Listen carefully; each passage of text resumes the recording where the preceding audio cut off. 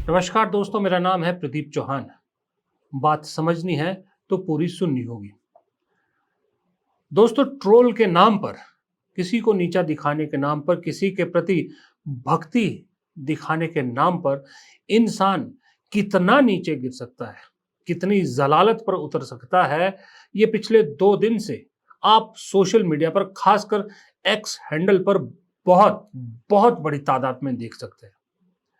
कल राहुल गांधी का एक छोटा सा वीडियो जो मैंने भी दिखाया था कि जब वो अपने पिता की समाधि के से फूल उठाकर अपनी जेब में डाल रहे हैं आशीर्वाद के तौर पर, उस वीडियो ने लोगों के दिलों को छुआ, लोगों के दिल तक वो पहुंचा वीडियो, और उससे बीजेपी की ट्रोल गैंग को इतनी जबरदस्त मिर्ची लगी, इतनी जबरदस्त मिर्ची लगी कि उसके बाद गांधी नेहरू परिवार के तीनों सदस्य, राहुल गांधी, प्रियंका गांधी और खास करके सोनिया गांधी जैसी बुजुर्ग नेता को लेकर इतनी गंदगी इन राइट विंगर, इन भक्तों ने सोशल मीडिया पर पोस्ट किया कि जिसका कोई हिसाब नहीं। कांग्रेस समर्थक या कांग्रेस को पसंद करने वाले लगातार कांग्रेस के लीगल सेल से, यूथ कांग्रेस के लीगल सेल से लगातार सोशल मीडिया पर सवाल पूछ रहे हैं कि आप लोग कुछ करते क्यों नहीं। वो इतने गंदे पोस्टर्स बना बना के डाले गए हैं कि मैं आपको दिखा भी नहीं सकता। खास करके शर्म आई मुझे भी देख के, जब सोनिया गांधी जैसी बुजुर्ग के बारे में पता नहीं कैसे कैसे बेहुदे बेहुदे, मतलब इतने बेहुदे कि शायद किसी अश्लील फिल्म के पोस्टर भी इतने गंदे नहीं होंगे जो डाले गए, और बाकायदा धड़ल्ले से डाल रहे हैं, खुलेआम डाल रहे हैं। उनके नाम सब पता है कौन डाल रहा है, अपने नाम से डाल रहे हैं। और शर्म तब आई मुझे देखकर कि उनमें से कुछ के जो सोशल हैंडल है उसमें लिखा था फॉलोड बाय नरेंद्र मोदी। ये एक तरह की गुंडागर्दी इन लोगों ने मचा दी है, और कैसे कैसे गंदगी सोशल मीडिया पर डाल रही है। सोशल मीडिया पर हमारी युवा पीढ़ी भी देखती है, हमारे बच्चे भी कई बार देखते हैं। सोचता हूं कि कभी उनकी नज़र अगर ऐसे पे जाती होगी तो वो क्या सोचेंगे, उनकी सोच क्या बनेगी। लेकिन ये गोबर भक्त, गोबर गैंग को इससे कोई फर्क नहीं पड़ता।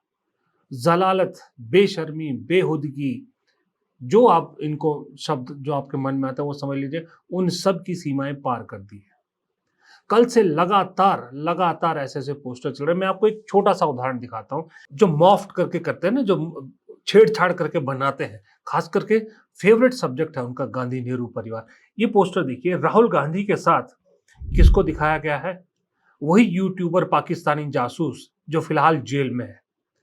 राहुल गांधी के साथ उनको दिखाया गया कि राहुल गांधी के साथ फोटो खींच रही, राहुल गांधी की भारत जोड़ो यात्रा में भी वो थी। जबकि असली हकीकत ये है कि ये फोटो, ये देखिए, ये फोटो राहुल गांधी के साथ जो खड़ी है, ये कौन है मालूम है आपको? ये अदिति सिंह है, बीजेपी की विधायक है, शायद बरेली से है। कांग्रेस की पहले कांग्रेस में हुआ करती थी, अब बीजेपी से विधायक है। अपनी ही विधायक की फोटो में से उसकी शक्ल निकालकर उस जासूस की शक्ल डाल दी, और यूट्यूब पर, सोशल मीडिया पर, माफ कीजिएगा, धड़ल्ले से शेयर की जा रही कि राहुल गांधी के जासूसों के साथ संबंध है। कल से लेके पाकिस्तानी जासूस के अलग अलग पोस्टर राहुल गांधी की शक्ल लगाकर, प्रियंका गांधी की शक्ल लगाकर, सोनिया गांधी, अखिलेश यादव लगातार वायरल किए जा रहे हैं। लेकिन इन बेलगाम गधों पर लगाम लगाने वाला कोई नहीं है। हाँ, एक प्रोफेसर जिसका नाम मुस्लिम है, अगर वो कुछ सही भी लिख देता है तो उसे जेल में डाल दिया जाता है, उसे गिरफ्तार कर लिया जाता है। लेकिन इन लोगों जो सरेआम खुलेआम बेधड़क बाकायदा छाती ठोक के कहते हैं कि हमारा कोई उखाड़ सकता तो उखाड़ ले, इस तरह की लैंग्वेज करके इस तरह का शेयर करे, इन पर कोई कार्रवाई नहीं हो रही।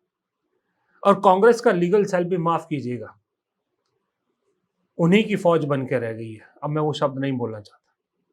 एक अमित मालवीय और एक अर्नब गोस्वामी पे एफआईआर कराकर उन्हें लगता है बहुत बड़ा तीर मार लिया।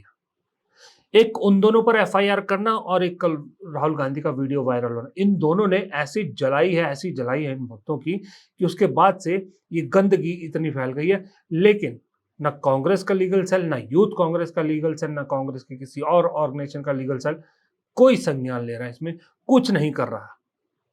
और सोशल मीडिया पर खूब वायरल की जा रही चीजें, इन्हें रोकने में भी कोई ना कदम उठा रहे हैं, ना किसी तरह का किसी पे कोई केस दर्ज हो रहा है।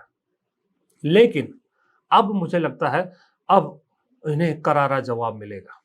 अब ईंट का जवाब पत्थर से मिलेगा, क्योंकि कांग्रेस ने पूरे देश से अपने चुनिंदा लोगों को, खासकर जिसमें प्रवक्ता है, उन्हें 140 लोगों को चुना है और जिन्हें शायद सोमवार से दिल्ली में स्पेशल ट्रेनिंग दी जाएगी। स्पेशल ट्रेनिंग होगी ऐसे ही लोगों को करारा जवाब देने के लिए, ऐसे लोगों की काट करने के लिए, ऐसे लोगों की जो ये झूठ फैलाते हैं, इस तरह की गंदगी फैलाते हैं, इन्हें मुंह तोड़ जवाब देने के लिए बाकायदा राहुल गांधी ने 140 लोगों की एक टीम बनाई है और ये 140 लोग जवाब देंगे। हालांकि मैं अभी भी कहूंगा कि 140 लोग बहुत कम है। बीजेपी का खुद का आईटी सेल ऐसा है कि एक छोटे से प्रदेश में भी सैकड़ों लोग इनके लिए काम कर रहे हैं। पूरे देश में कितने कर रहे होंगे, और बहुत सारे ऐसे लोग हैं जो आईटी सेल के नहीं हैं, जो किसी और तरह से भक्ति में जुड़े हैं, वो लोग अलग हैं। मतलब आप मान के चलिए कि ज्यादा नहीं तो कम से कम 20, 25, 30 हजार लोग बीजेपी के जुटे हुए हैं इस चीज में, जो कांग्रेस को और गांधी नेहरू परिवार को बदनाम करने के लिए सुबह से शाम तक इस तरह की चीजें डालते रहते हैं। तो 140 लोग कितना उनका मुकाबला कर पाएंगे मुझे नहीं मालूम, लेकिन कम से कम एक शुरुआत तो है, अच्छी शुरुआत है। दूसरी तरफ जिसका आशंका थी, जिसकी, वही शुरू हो गया है। वही सैनिकों के नाम पर, सेना के नाम पर प्रधानमंत्री ने एक तरह से वोट अपील शुरू कर दी है। आज प्रधानमंत्री बीकानेर में थे और पूरा भाषण उन्होंने ऑपरेशन सिंदूर को लेकर दिया, और जिसमें उन्होंने कहा कि मोदी की रगों में लहू नहीं, गर्म सिंदूर बह रहा है। फिल्मी सा डायलॉग नहीं लगता? जिसने भी लिखी, उनकी स्क्रिप्ट अच्छी लिखी, किसी फिल्म में होता तो ये डायलॉग सुपर हिट होता। पूरे भाषण में उन्होंने पाकिस्तान को लेकर और सेना के शौर्य को लेकर सारी चीजें कही, लेकिन हर लाइन में कम से कम 4 बार मोदी शब्द कहा, 4 बार अपनी पीठ थपथपाई, 4 बार क्रेडिट अपने आप को दिया, हमारी सेना को क्रेडिट नहीं दिया। मोदी मोदी मोदी, और इनडायरेक्टली वोट मांगना शुरू कर दिया जो ऑपरेशन सिंदूर हुआ उसको लेकर। यही चीज तो कांग्रेस कह रही थी, और कांग्रेस को ज्ञान दिया जाता है कि सेना को लेकर, ऑपरेशन सिंदूर को लेकर राजनीति नहीं होनी चाहिए। अजब है ना, इस देश की राजनीति बड़ी अजब है। कांग्रेस को कहा जाता है कि मुस्लिम तुष्टीकरण करती है, और देश का प्रधानमंत्री भरी सभा में कहता है कि उनको कपड़ों से पहचाना जा सकता, आपका मंगलसूत्र छीन लेंगे, आपकी भैंस छीन लेंगे। इस तरह की बातें देश का प्रधानमंत्री कर सकता है, लेकिन विपक्ष सवाल भी पूछे तो कहा जाता है कि देशद्रोही हैं, राजनीति नहीं करनी चाहिए, विपक्ष राजनीति कर रहा है। जबकि यही मोदी जी पूरे भाषण में एक बार चीन पे कुछ नहीं बोले। चीन तो छोड़िए, डोनाल्ड ट्रंप ने जो पूरी दुनिया में फजीयत कराने का ठेका ले रखा है, मोदी जी की फजीयत कराने का, उसका भी कोई जिक्र नहीं।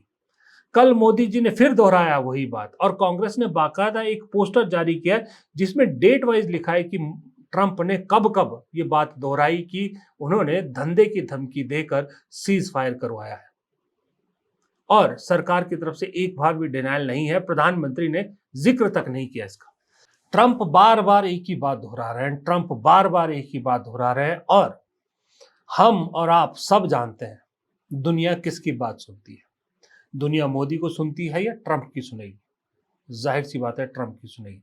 अब जब ट्रंप लगातार ये बात बोल रहे हैं, जो एक वर्ल्ड पिकनिक बनाई गई है, भेजी गई है जो सांसद, वो क्या करेंगे? ट्रंप तो अपनी बात से मुकर नहीं रहे। अब वो दुनिया को क्या बताएंगे कि हमारे देश में क्या क्या हो रहा है, कैसे कैसे हो रहा है? अपनी कहानी, अपनी डफली बजाते रहेंगे, अपना राग गाते रहेंगे। उधर पाकिस्तान लगातार अपने आप को अपनी जीत बता रहा, उसका तो प्रॉपर जवाब दे नहीं पा रहे आप। उसके जो नकली प्रोपेगेंडा पाकिस्तान ने फैला रखा, उसकी काट नहीं कर पा रहे आप। लेकिन मोदी जी की राजनीतिक इच्छा पूर्ति होनी चाहिए, इसका ध्यान रखा जा रहा है। मोदी जी डायलॉग मारते हैं कि मेरी रगों में खून नहीं गर्म सिंदूर दौड़ता है, तो गोदी मीडिया तुरंत मोदी जी के उसमें सपोर्ट में टूट पड़ती है और मोदी जी कहती है दिमाग ठंडा रहता है पर मोदी के बयान से पाक में भूचाल। अच्छा, वैसा ही भूचाल जैसा इस्लामाबाद कब्जा कर लिया गया था, पाकिस्तानी सेना अध्यक्ष को हटा दिया गया था, गिरफ्तार कर लिया गया था, लाहौर बर्बाद कर दिया गया था, वैसा ही भूचाल मोदी जी के इस भाषण से गोदी मीडिया के हिसाब से पाकिस्तान में आ चुका है। गोदी मीडिया का हाल दरअसल वो हो गया है जो वो गडरिये वाली कहानी सच हो गई। वो आपने सुनी होगी ना कि एक गडरिया मस्ती के लिए कहता शेर आया शेर आया शेर आया, गांव वाले उसकी मदद के लिए पहुंच जाते थे, शेर नहीं होता था। फिर उसको दोबारा सूझी, दोबारा उसने यही किया, दोबारा गांव वाले आए, कोई शेर नहीं था। फिर जब उसने लगातार बार बार ऐसा ही किया तो गांव वाले समझ गए कि ये मस्खरी कर रहा है। लेकिन हकीकत में जिस दिन सच में शेर आ गया तो उसके लाख चिल्लाने पर भी कोई उसकी मदद के लिए नहीं आया। गोदी मीडिया का यही हाल हो गया है। अब गोदी मीडिया सच भी दिखाना चाहे ना तो भी लोग उनकी बात पे विश्वास नहीं कर रहे। अर्णब गोस्वामी अपने आप को बहुत बड़े तीसमार खां कहते हैं। कांग्रेस ने एक एफआईआर क्या की कि माफी वीर बन गए, माफी मांगने लग गए और उसकी जलन उनके सपोर्टर को हो गई और इसलिए वो गंदगी पे उतर आए हैं।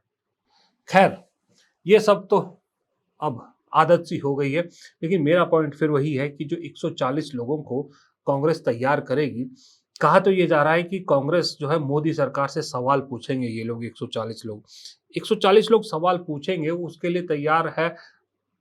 असल कहानी तो यही है कि जो प्रोपेगेंडा या आईटी सेल चलाता है, उस प्रोपेगेंडे की काट के लिए इन लोगों को तैयार किया जा रहा है। खास करके परसों जो अमित मालवीय ने जिस तरह का एक झूठा ट्वीट किया था, इस तरह के ट्वीट को काटने के लिए ये टीम को तैयार किया जा रहा है। लेकिन मेरे हिसाब से संख्या बहुत कम है, 140 लोगों से ही कुछ नहीं होना। कम से कम ये लोग, कांग्रेस को 1000 लोगों की कम से कम मिनिमम ये टीम खड़ी करनी पड़ेगी और देश के अलग-अलग प्रदेशों में और प्रदेश के भी अलग-अलग जिलों में कम से कम एक छोटी-मोटी 4-4 5-5 लोगों की टीम होनी चाहिए, ताकि बीजेपी के हर नैरेटिव का हर नेगेटिव उसका जवाब दे सके। क्योंकि मैं इसलिए ये बात बोल रहा हूं, माफ कीजिएगा, कांग्रेस में बहुत से ऐसे नेता है जो एसी रूम से बाहर नहीं निकलते, वहीं बैठ के सारी पॉलिसीज बनाते हैं। उन्हें लगता है 140 लोग बहुत होंगे। हकीकत ये है, आप बाहर निकलिए, जो व्हाट्सएप यूनिवर्सिटी का ज्ञान मिलता है ना, वो बहुत इफेक्ट करता है, बीजेपी के लिए बहुत फायदेमंद काम करता है। जिस तरह से पिछले 3-4 दिन से राहुल गांधी को पाकिस्तानी जासूस बनाने की कोशिश की जा रही है, वो इम्पैक्ट पड़ता है लोगों पे। जब एक ही चीज आपको 10 बार दी जाए, दिखाई जाए, सुनाई जाए, तो आदमी एक बार सोचने में मजबूर हो जाता है और कहीं ना कहीं बैक ऑफ द माइंड उसके रह जाती है बात। इसी तरह से मोदी जी का जो बढ़ाई जो आज जैसे उन्होंने की है, अब इसी को बार बार फीड किया जाएगा। इस सब के बीच में राहुल गांधी के सवाल कहीं दब के रह जाएंगे। लोगों को राहुल गांधी के सवाल फिर अटपटे लगने लगते हैं। इसलिए बेहद जरूरी है कि जैसी बीजेपी से कुछ इस तरह का मटेरियल लोड हो, तुरंत तुरंत उस झूठ का पर्दाफाश किया जाए, तुरंत सच्चाई लोगों के सामने रखी जाए, ताकि बीजेपी की जमीन बनने से पहले ही उखाड़ी जा सके। ये बेहद जरूरी है। इसलिए 140 लोग मेरे हिसाब से कम है, लेकिन इतना कहूंगा कि कुछ ना होने से कुछ तो बेहतर है। एक शुरुआत तो है कम से कम। इस शुरुआत काश लीगल टीम भी कांग्रेस की ऐसी कुछ कर दे तो उससे भी काफ़ी चीज़ें सुधर सकती है। फिलहाल इस वीडियो में इतना ही। प्रदीप चौहान को दीजिए इजाज़त। नमस्कार।